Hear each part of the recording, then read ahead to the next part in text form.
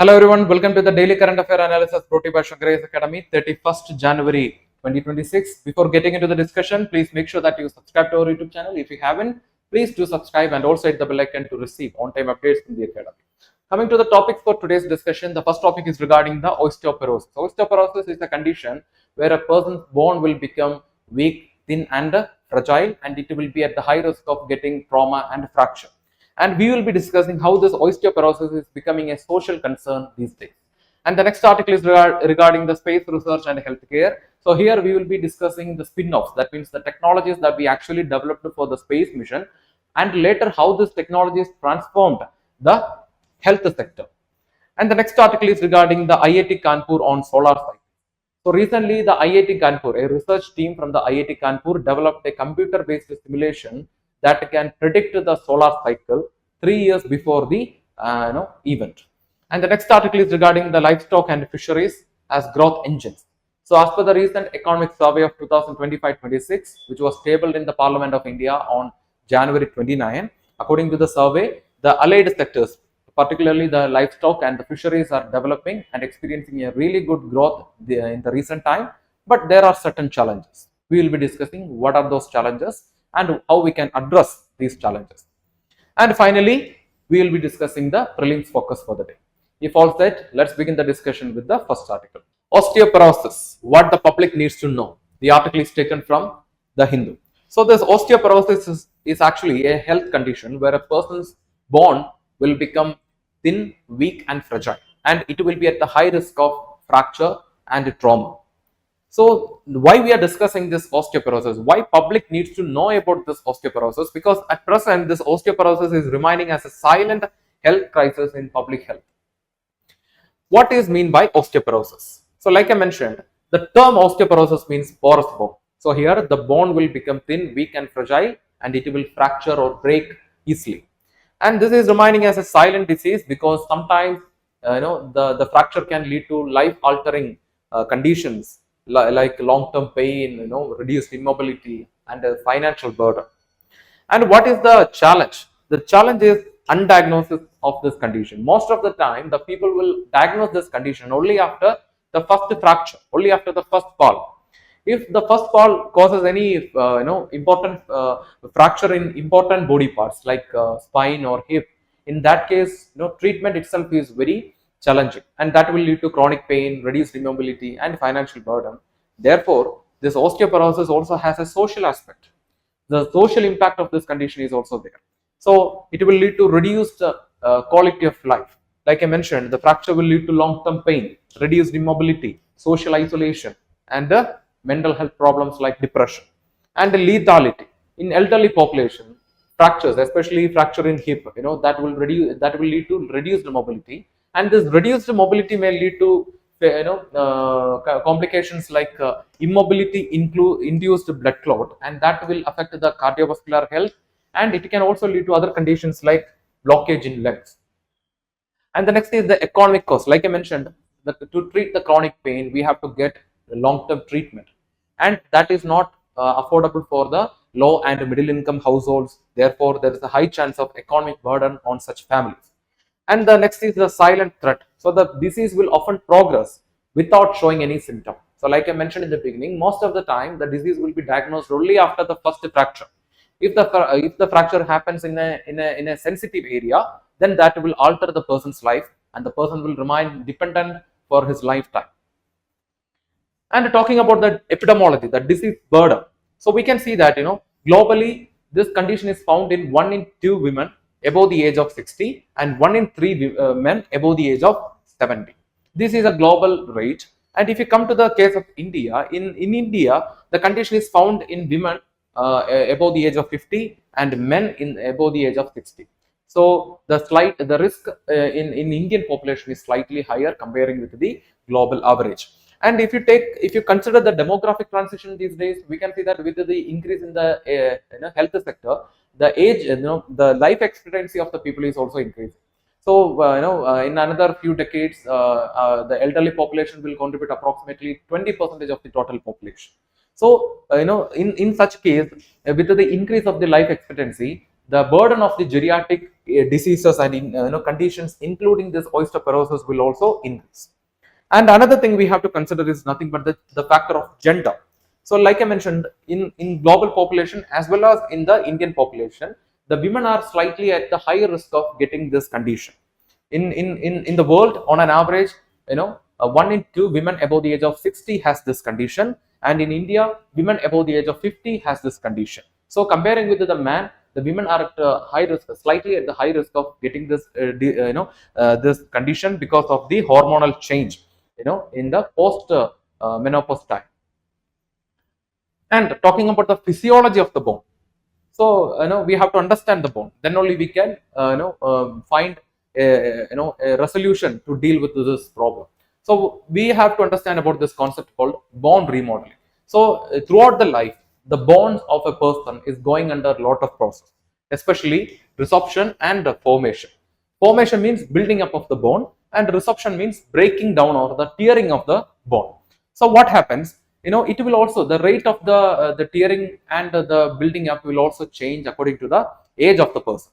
So up to the age of 25, the formation will be the formation rate will be higher than the resorption, and after 25 to 45, that means from 25 to 45 years of age, there will be a steady stage. That means the formation and the resorption will be almost in a balanced state.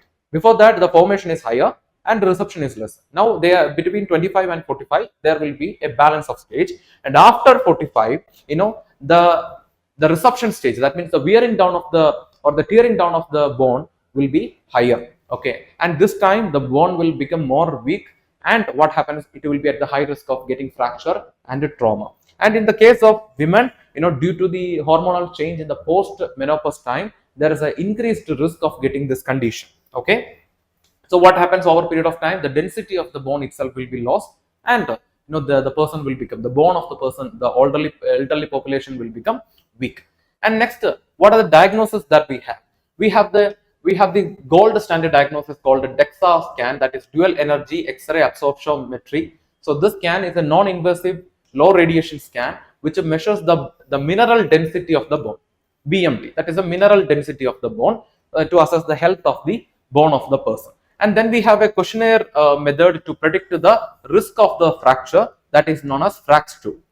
And what can be done? How a person can take steps to deal with such issues. And for that, we have to control certain factors, risk factors that can be controlled. We have to control certain risk factors that can be controlled.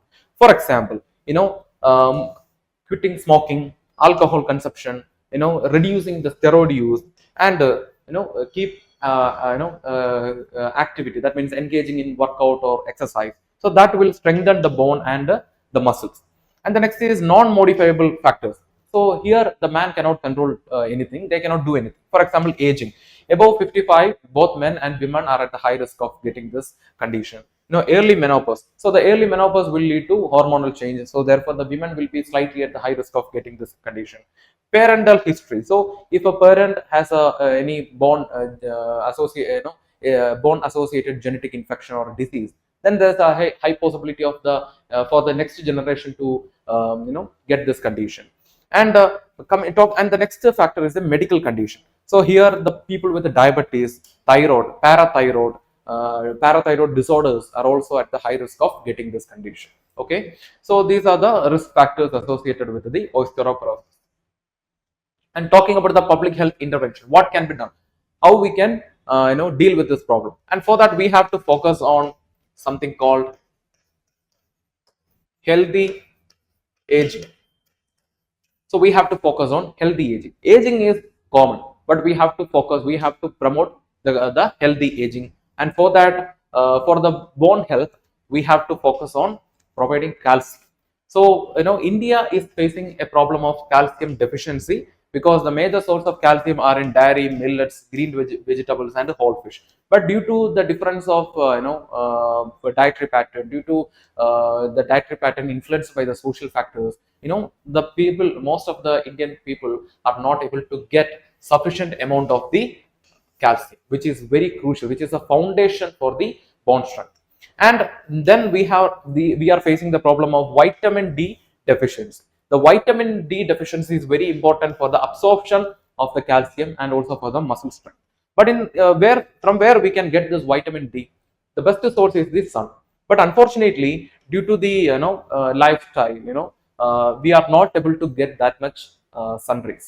The best time to get this vitamin B is nothing but vitamin D is nothing but the time between 10 a.m. and 4 p.m. But due to the changes in the lifestyle, due to the timing, especially school timing, office timing, the people are not able to get the sun rays.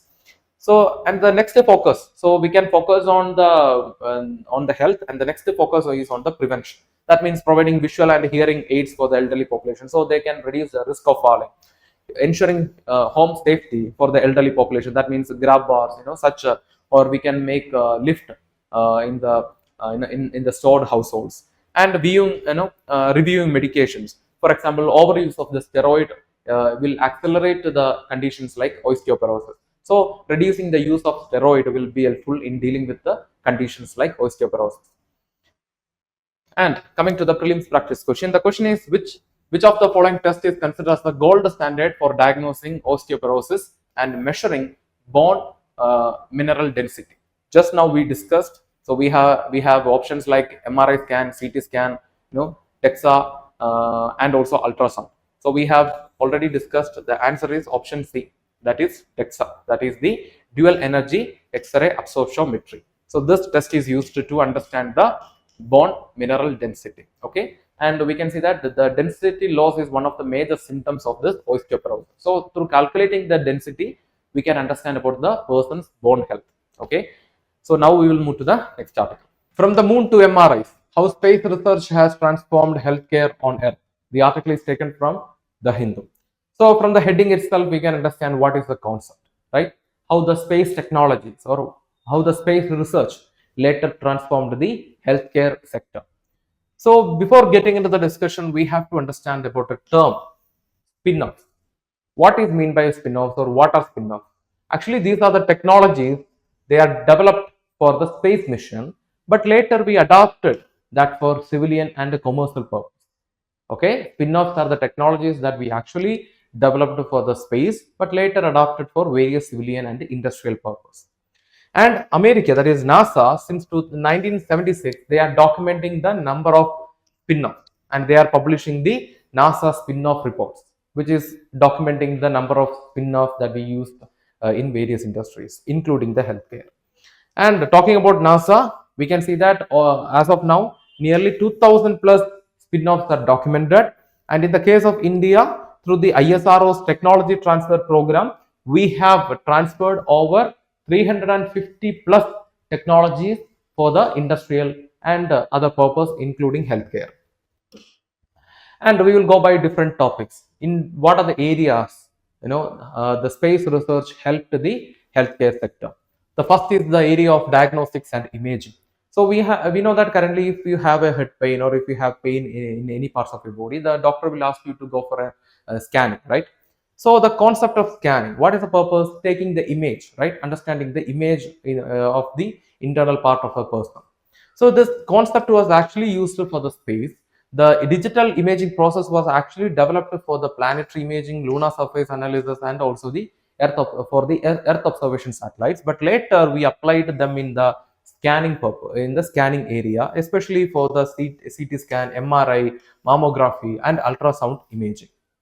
So these are very important in in protecting understanding more about the cardiovascular system as well as the neurological system of a person. And the next is the area of the miniaturization and wearable. So currently we can see a lot of technologies like smartwatch, smartphone, smart specs. These are very common these days.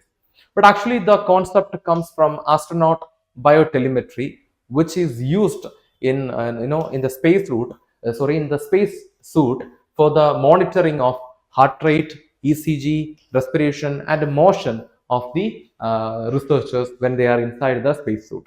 But later we adopted them in the smartwatch, smart spectacles, and also in the smart cloth. So without monitoring, without invasing the body, the cloth or the watch or the specs can assess the health of the person. They can assess the indicators of health indicators of a person, such as blood sugar, blood pressure, everything. And the next is the chip on lab technology. So actually they are developed for the microgravity blood testing. So in the space, the gravity will be very less. So to understand the blood in the space, for that we developed this lab on chip technology. But currently they are used in the portable, blood analysis. And the next is the area of telemedicine, satellite, and public health. So, how the satellite communication, how the satellite technology that we actually developed for the space is assisting the public healthcare. So, we can see that satellite based telemedicine. The best example that we have before us is nothing but the initiative called Telemanas. So, using this Telemanas initiative, one person can seek psychological support from the counselor or other person, right? So if a person is suffering from the from depression or anxiety, in such case they can seek help. So the telemedicine is used in remote areas and also in the difficult regions where where without proper healthcare infrastructure. So this telemedicine can be provided, and this telemedicine and this technology, the satellite technology, is not just used in the area of healthcare. It is used in mapping. It is used in disaster management. It is used as a part of e-governance.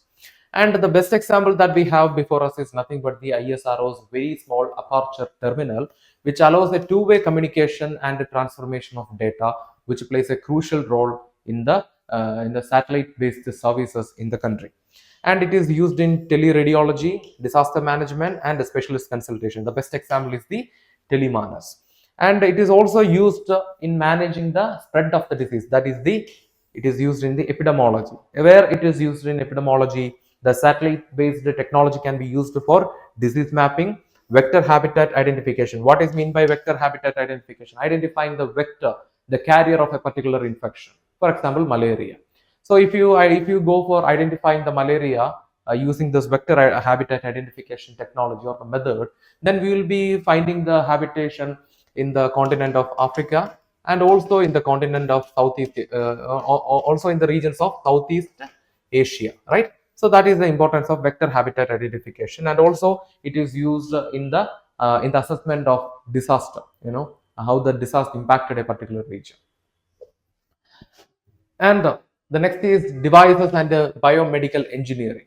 So the space technology also influenced the biomedical engineering. How? The best example before us is nothing but the ventricular assist devices. So this ventricular assist device, it is used actually for the people with weak heart, and that will be helpful for the people to pump this device will assist the pumping of the blood. The efficiency of the heart will increase. But the design of this device actually comes from the space shuttle fuel pump. So the space shuttle fuel pump that actually influenced the design of the ventricular assist device. And we have the ISRO's smart limb. So we are in the we are started developing prosthetics, arms and legs for the people who lost their body parts due to accident or any medical issues. And similar other spin-offs or other technologies, we have the cochlear implant research support since 1970s. What is mean by cochlear implant? So these are the implants that you might have seen. This implants will be helpful in increasing the hearing capacity of the person. So what is the implant? So this it's through a surgical method. The machine will be implanted near the head, and what happens? This machine will be connecting directly with the auditory nerve. In case due to any accident or due to any defect, if the person lost the capacity, the inner ear capacity, then this implant will be directly connected with the auditory nerve, so the person can hear. Okay. And next we have the scratch resistant lenses, which is very useful in industries, in protecting the health as well as the eyes. And next we have the space blankets, which is very useful in protecting the people from radiation, which is used in industries and various other areas. And the next is the infection control and environmental system. So we know that the protecting the health of the astronauts or preventing the spread of the infection in the spacecraft or in satellite is very important when the people are working inside that, right? So therefore, we have developed a certain mechanism. So if you take the case of this Artemis second, Artemis 2 mission, the people, the crew members who are in this mission are in quarantine since January 2000, since 24th January 2026. So they will be in quarantine till till February 6th, because protecting them from other infection is very important. And in case if there is any disease outbreak happens in the space, then the spread of this infection will be very rapid. The entire crew will be affected. Therefore, we have brought certain mechanisms for the space technology, such as high efficiency particulate air filter. So this high efficiency particulate air filter has an efficiency of nearly 99%, which is very helpful in filtering the air. And currently it is used in hospitals. And catalytic air purifiers, antimicrobial coatings, water purification system, all these systems were actually developed for space, but now they are used in hospitals also. Okay, and this is how the space technology or the spin-offs are assisting or transforming the healthcare. And coming to the prelims practice question, the question is, with reference to the space technology spin-off, consider the following statements. Statement 1, digital imaging processing techniques used in CT and MRI scans were originally developed for planetary and astronomical image analysis. Yes. Statement 2, ISRO transfers space developed technologies to the Indian industries through its technology transfer program. Yes, we can see that nearly 350 plus spin-offs were transferred to the industrial purpose, including the health sector. So which of the statements are correct?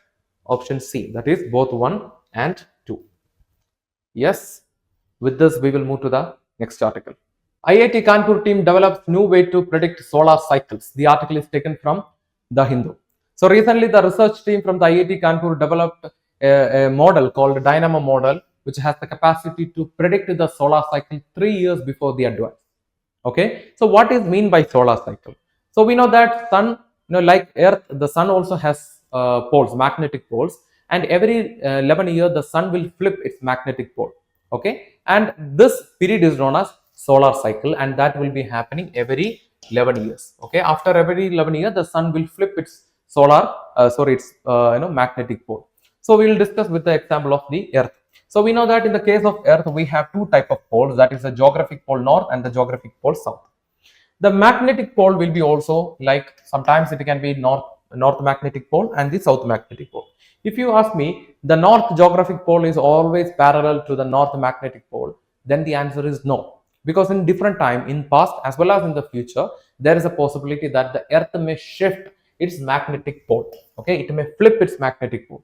And that time, there is a possibility that the south magnetic pole will be parallel to the north geographic pole, and the north magnetic pole will be parallel to the south magnetic geographic pole. So this is the same phenomena that is happening inside the sun also. Okay, so what is mean by the solar cycle then? So the solar cycle, like I mentioned, every 11 years the sun will flip its magnetic field, and this time the sun will undergo many activities, the solar activities, such as sunspots will be there, huge sunspots will be there, solar flares will be there, coronal mass ejection.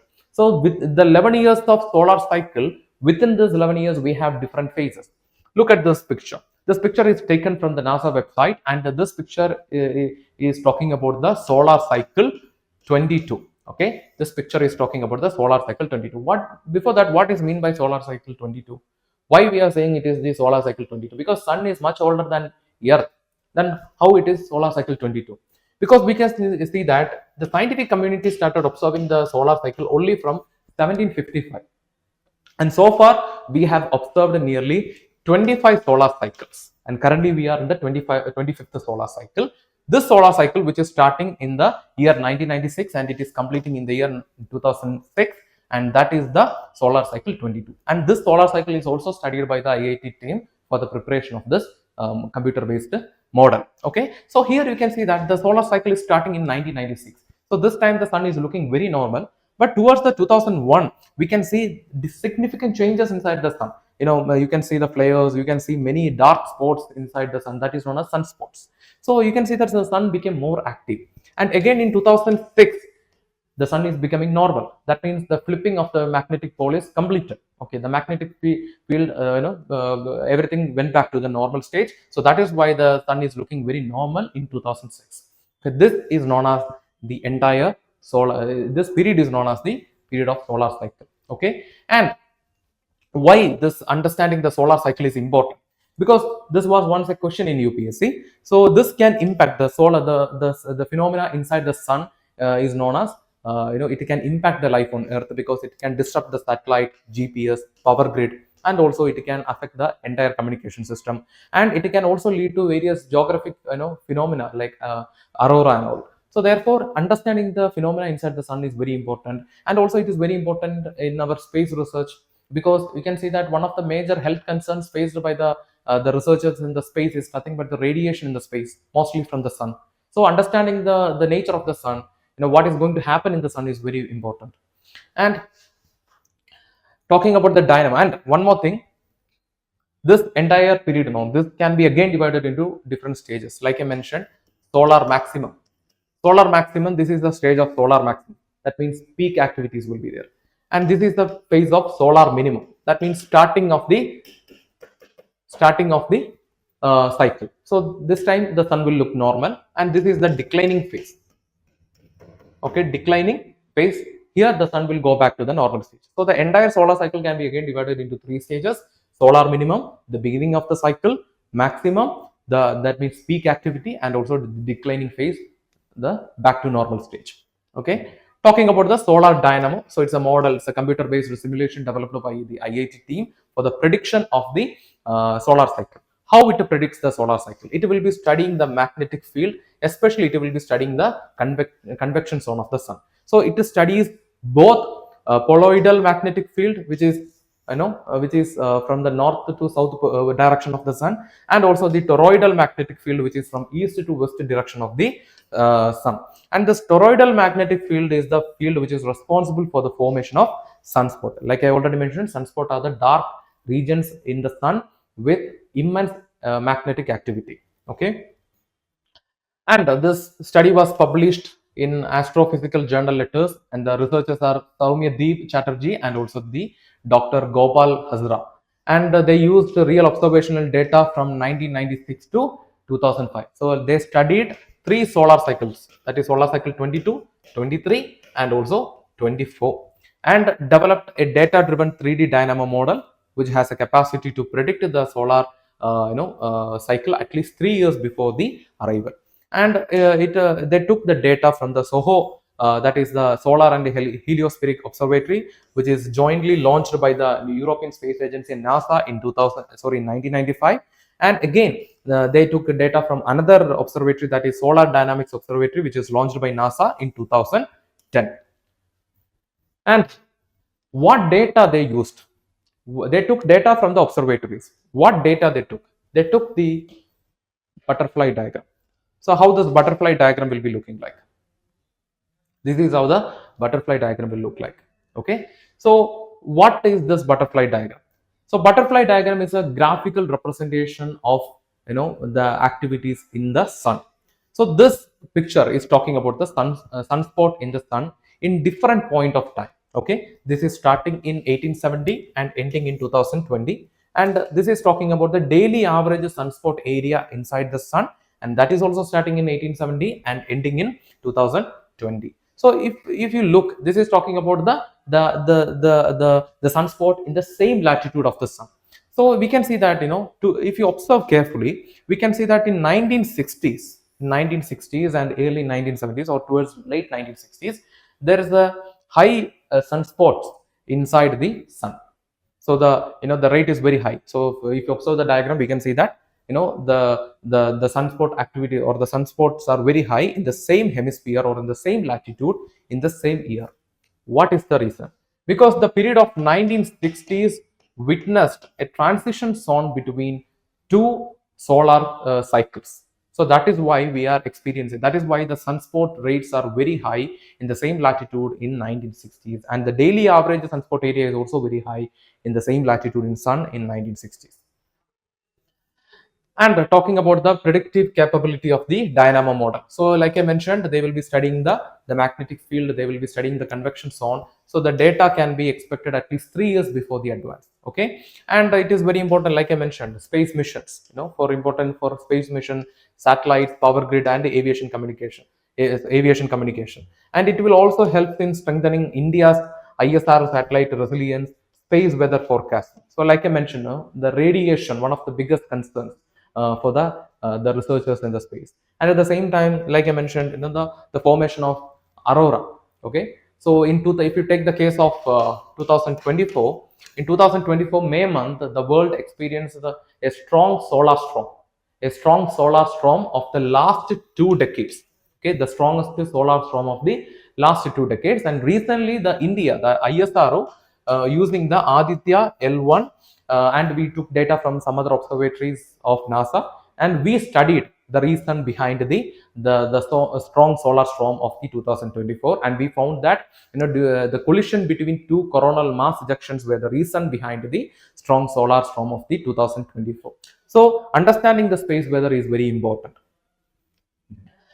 And some of the terms that we used in our discussion: sunspot, like I mentioned, a dark region, a cool dark region within sun, which has immense magnetic activity. Solar flare, sudden burst or release of radiation from the sun, which is very harmful for the researchers in the space.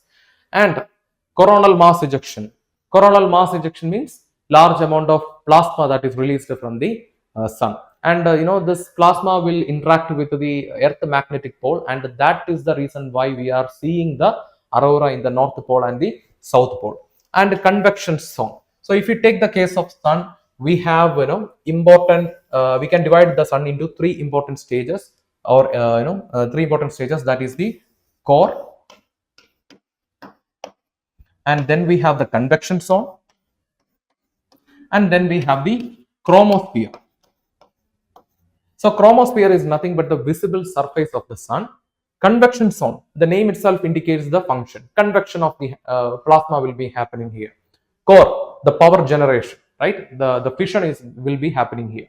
So these are the important parts of the sun. Okay, and atmospheric layers are there. It's not the atmospheric layers. These are the important parts of the sun. And so the convection zone is the outer layer of solar interior where plasma circulate. Yes, the rise and the fall of the plasma will be happening. Space weather, solar driven disturbance affecting the earth. For example, solar flare, radiation, everything comes under this space weather. And coming to the prelims practice question, the question is: with reference to the solar cycles, consider the following statements. Statement 1, the solar cycle is approximately 11-year cycle driven by the variations in the sun's magnetic field. Statement 2, the toroidal magnetic field is primarily responsible for the formation of sunspots. And statement 3, the Solar Dynamics Observatory is a joint mission of ISRO and European Space Agency. Which of the above statements is or are correct? So they are asking for the correct statement.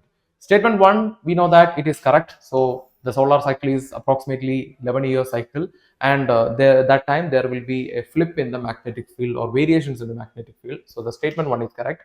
Toroidal magnetic field, that is the east to west magnetic field of the sun, is primarily responsible for the formation of sunspot. Yes, the Solar Dynamics Observatory is a joint mission or initiative of the European Space Agency and ISRO.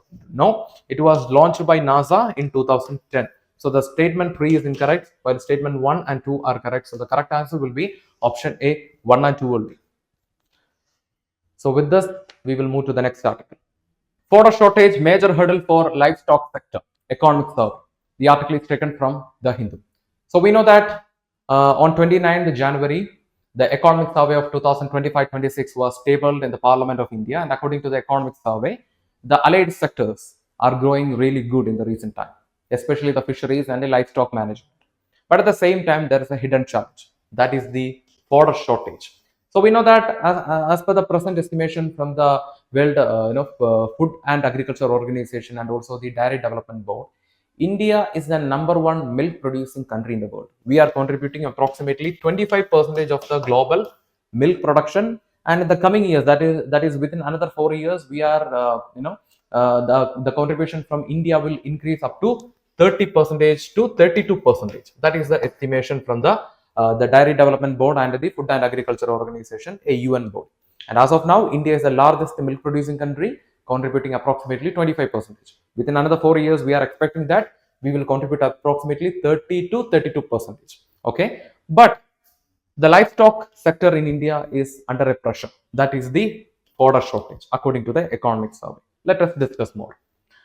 So, when we talk about the structural shift in the agriculture, in the recent times, like I mentioned, the allied sectors are performing really good.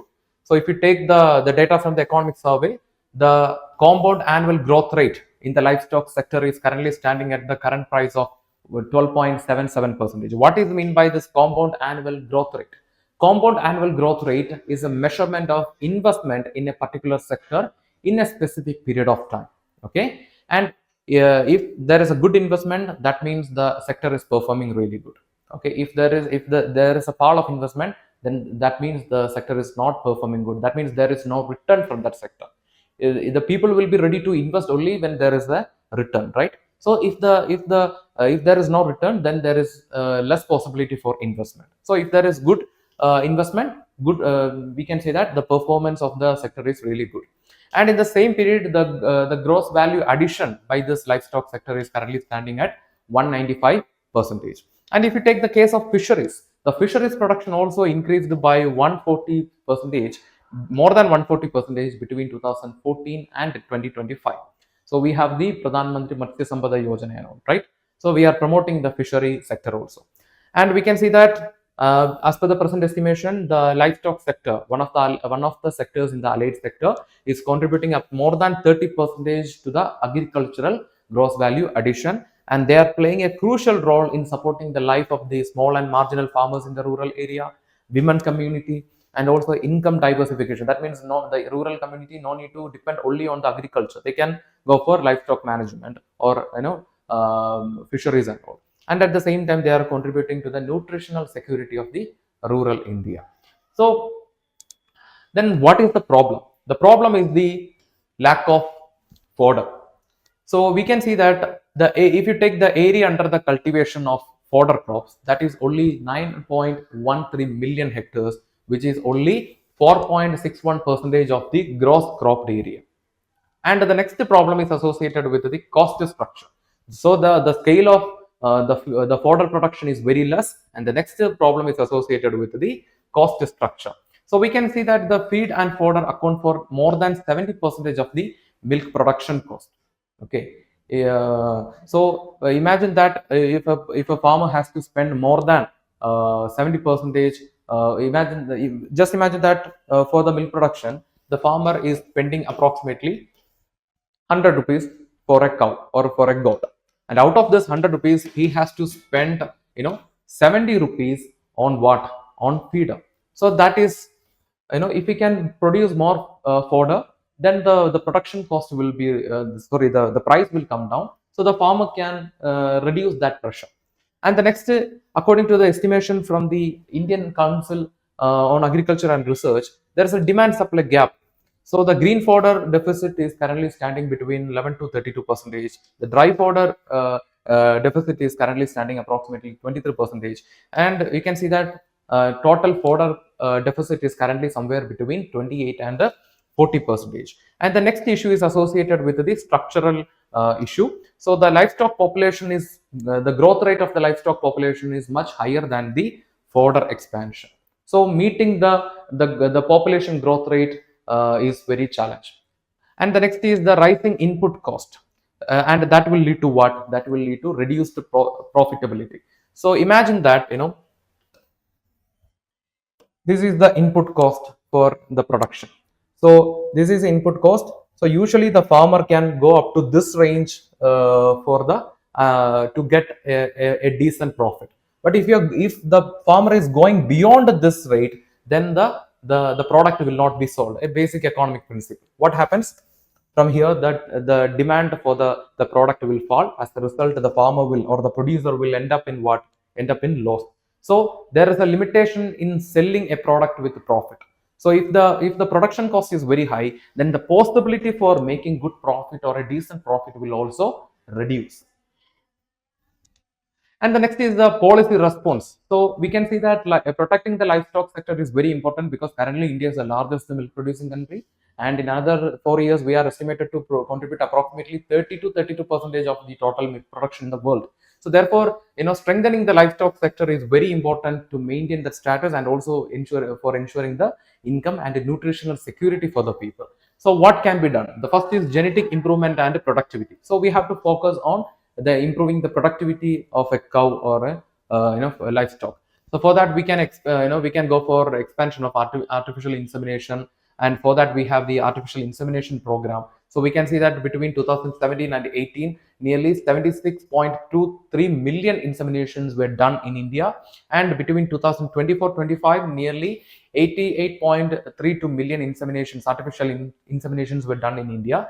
And if you take the artificial insemination coverage of breedable bovine female, that also increased from 25% to 40% in the recent time. And we can see that through this program, nearly 126 districts achieved approximately 50%, a good rate, 50% of artificial insemination coverage through this artificial insemination program.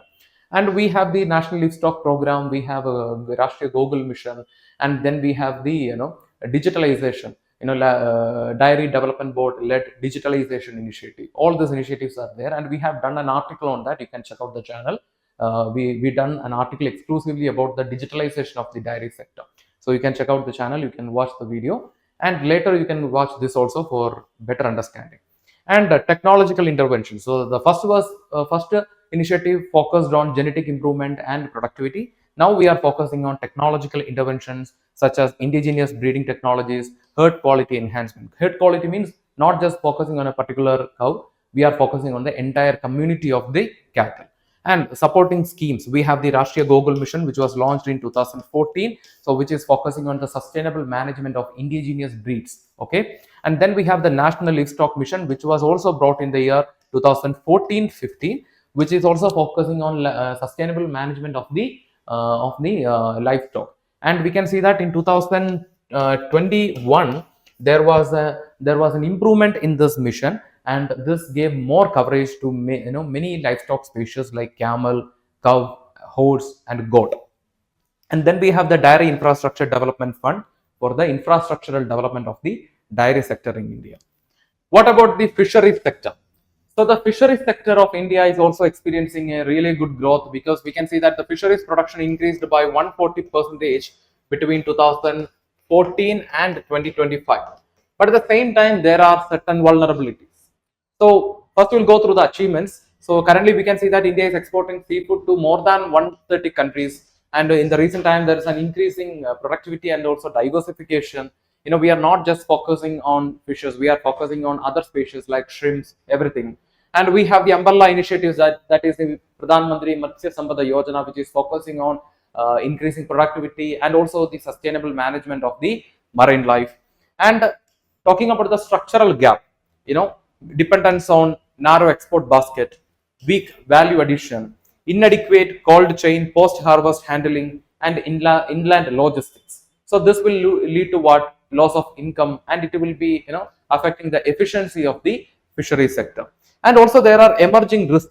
For example, the biosecurity gap, aquatic animal health vulnerabilities. For example, recently we witnessed that the Visakhapatnam, which is located in the state of Andhra Pradesh, there the shrimp industry experienced an infection. They faced an infection called white spot disease. See, this white spot disease is a bacterial infection that mostly affects the shrimps. So once this infection affects a shrimp, white spots, small white spots will be appearing on its body, and very soon various health issues will be affecting the shrimp. So such issues are there. So these are the major challenges and achievements of the fishery sector of India. And what can be done? How to overcome this challenge? What steps can be taken? First, ensuring fodder security. So for that, we have to promote dual purpose crops. That means we have to focus on food crop, commercial at the same time, the fodder. Tillage promotion, hydroponic fodder units, convergence with the MG Narega. That is now we have the VBG Ramji bill. So if we can merge this sector with the MG Narega or such initiatives, then it will improve the area. That means we can improve the cultivation, we can improve the production. And the next is crop diversification policy. Incentivize the fodder cultivation. So if we can incentivize, if we can give some rewards or benefits to the farmers, then they are ready to cultivate the fodder. Integrate the fodder with the MSP reforms. So if we can provide some subsidy or benefits under the MSP to the fodder cultivation, then that will also improve the production. And fisheries modernization. That means we have to support deep sea fishing and integrating the cold chain corridors for better movement. So that will reduce the loss stage and it will also improve the efficiency and better income for the farmers. Export diversification beyond the shrimp. So we can see that if you take the export, we can see that we have to equally promote all the marine organisms and species, not just shrimp or any particular organism. And climate resilience, fisheries and livestock management. We have to focus on drought resistant fodder varieties. So it can withstand the issues like drought. And then if we can provide insurance coverage to the livestock, then that will also improve the security and income, and also it will improve the confidence in the farmers to go for livestock management. So these are the initiatives that we can take for promotion of the livestock sector in India and also the fisheries. Talking about the mains practice question, the question is, despite impressive growth in the livestock and fisheries over the past decade, structural bottlenecks continue to constrain their long-term sustainability. Critically examine with the reference of Economic Survey of 2026. Yes, because we can start the introduction can be the data given by the Economic Survey of 2026, right? So we can see that the compound annual growth rate for the livestock management is currently standing at 12%. That can be a data, or you can give the data of the fisheries. That is the the growth of production by 140 plus percentage between 2014 and 2025. So that any of this data can be your introduction. And then talking about the structural bottlenecks. So what are the structural bottlenecks? Lack of fodder. At the same time, emerging crises like environmental change, biosecurity gap. All these are the structural bottlenecks. So how this is affecting the long-term sustainability? So in over period of time, this will lead to loss of confidence in the farmers. Such issues will be there. So therefore, it will affect the sustainability of the farmers. So using this hints, based on our discussion, try to answer the question and post it in the comment section. We will review and we will reply for your answer. It's a 15 marks question and you have to write around 250 words. Now we will move to the next article. So coming to the prelims focus, the first topic is coking coal. So why we are discussing coking coal? Because we know that India is a land historically belongs to the Gondwana and we have good reserve of mineral resources, including coking coal. And according to the estimation, we have an estimated reserve of nearly 37.37 billion ton of coking coal in India. But what is the problem? Despite having a good domestic availability of the coking coal, we are still depending on imported coking coal to meet the industrial demands. For example, if you take the data from 2021, we can see that we imported approximately 51.20 billion tons of coking coal. And if you take the recent data, that is 24-25, we can see that the import got increased to 57.58 million ton. Okay, so the import, despite having the local availability, the import of the coking coal to meet the industrial demand is increasing. And if you take the steel sector, the 95%, around 95% of the coking coal requirement of the Indian steel sector is met through import. So this is indicating, the problem, the underutilization of the resources in India.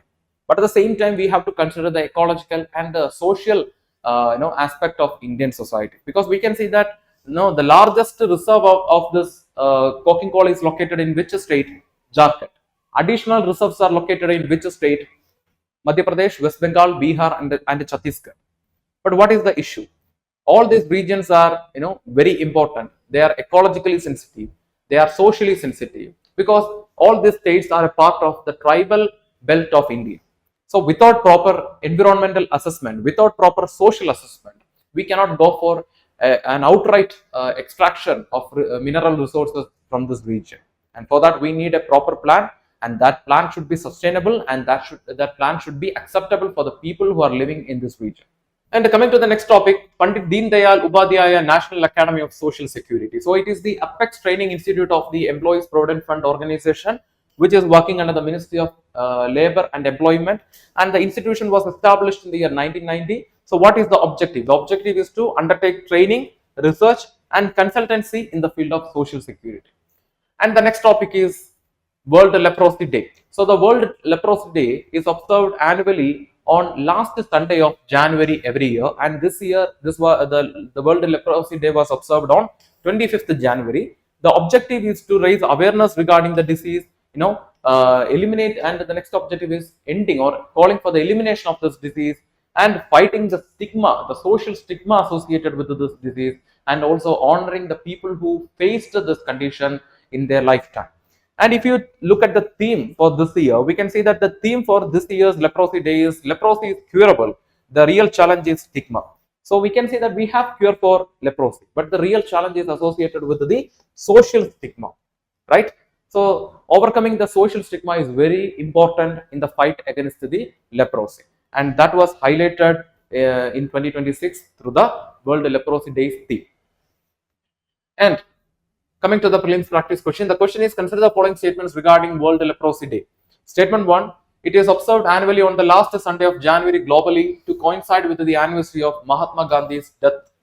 Statement 2, the theme of the World Leprosy Day of 2026 emphasizes that while the disease is curable, the social stigma remains a primary challenge. Statement 3, leprosy is caused by virus and affects the nerve system. Which of the, how many of the above statements is or are correct? Option A, 1 only, option B, 2 only, option C, all the 3, and option D, none of the above.